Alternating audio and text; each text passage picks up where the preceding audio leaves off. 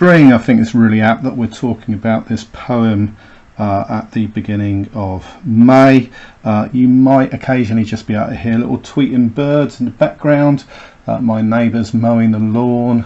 I've got another neighbour who is, I wanted to say laughing merrily in her garden, but it sounds like a raucous crow. All of those may impinge upon the narrative as I go through Spring by Blake, but I'm really hoping not. Okie dokie, so spring, let's see, is that better? That's better, that's in focus. Blake's use of nature continues that pastoral theme of harmony, and of course we all know that spring is a symbol of new life. It's when things grow, it's when little baby birds are born, it's when animals emerge from hibernation, so it's that symbol of new life. And when we look through this poem, okay, sound a flute, now it's mute, bird's delight, day and night, nightingale, in the dale, lark and sky, merrily to welcome in the year. What we see are lots of trochaic couplets. This is very much a nursery rhyme structure, and it kind of echoes the innocence of the voice, and each stanza has a final refrain, merrily to welcome in the year, to reflect the joy and celebration and on life. So in our first stanza we have sound a flute, the piper calling for new life and the animals emerging. We have the nightingale and the lark used specifically. Nightingales sing in the evening, larks sing at dawn, so this encompasses opposites, animals that are happy in the evening, animals which are noisy at dawn, and it shows the harmony between them as they rejoice the coming of spring. In stanza 2 we have little boy full of joy, little girl and sweet and small, cock does crow, so do you, merry voice, infant noise, merrily to welcome in the year. So in stanza 2 we'll notice the lack of articles. It's not the little boy or the little girl. This is a universal image of childhood. And again what we have, opposites, boy and girl, they are joined in happiness. And then we move on to our stanza 3, little lamb, here I am.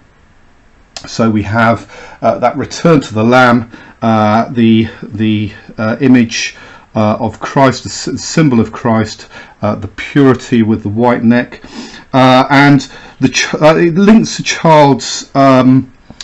child to Christ. It associates the child with Christ, this stanza. Okay, the child is associated with Christ, the child is associated with Christ, and what we see is that Christ's protection of the children. Okay, so Christ's protection of the children in a world full of experience, in a world of chimney sweeps, in a world of charity schools, in a world of disease. On a literal side then, we could say this is a joyous poem about the emergence of new life. There is a metaphorical sexual side. Critics suggest that the literal side shows the child as unaware of the sexual awakening that is being hinted at. And if we look, we got sound the flute. Okay, flute is played by Pan, the Greek god of fertility. We have images such as full of joy, some fairly blatant imagery such as the cock crowing. These all suggest kind of like a sense of sexual awakening. Just as a little warning, don't get hung up on over analysing sexual language. If you're talking about come and lick your soft wall, etc., etc., this is language that's rooted in the 20th, 21st century. So don't get too hung up on those. Certainly, if we talk about that, with Blake particularly, with the poems, and you've probably been told this in terms of the Keats poems, the sexual imagery tends to be a lot more metaphorical. Otherwise, it would never have passed the censors, and it wouldn't have been published or printed. So the metaphors I know that they are a little bit explicit, but they are metaphors for language of the time.